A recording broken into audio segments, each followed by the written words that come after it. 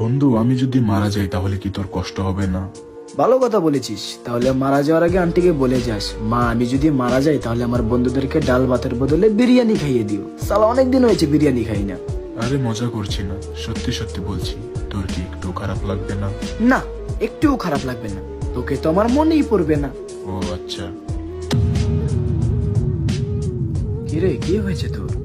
Hot করে এরকম মন খারাপ করে আছিস কেন? কিরে, কথা বলছিস না কেন? কি হয়েছে বল আমাকে।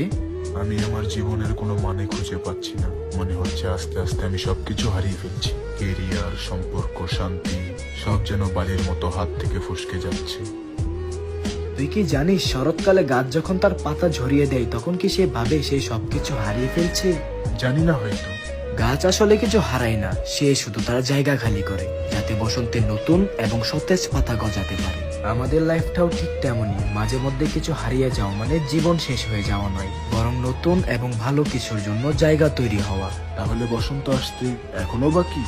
বসন্ত আসবেই, শুধু তোকে এই ঝড়ের সময়টাতে নিজের পায়ের উপর শক্তভাবে দাঁড়িয়ে থাকতে হবে। কারণ হারিয়ে যাওয়া মানে শেষ নয় বন্ধু, এটি হলো কামব্যাক করার একটা বড় ইঙ্গিত। আচ্ছা বাবা, বুঝেছি। আমাকে আর জ্ঞান দেওয়া লাগবে না, চল চা খেয়ে আসি। আরেকটা কথা শোন, সৃষ্টিকর্তা তোর হাত থেকে ছোট জিনিসগুলো এই জন্যই কেড়ে নিচ্ছেন, কারণ তোর দু হাত খালি না হলে উনি তোকে বড় কোনো উপহার দেবেন কি করে।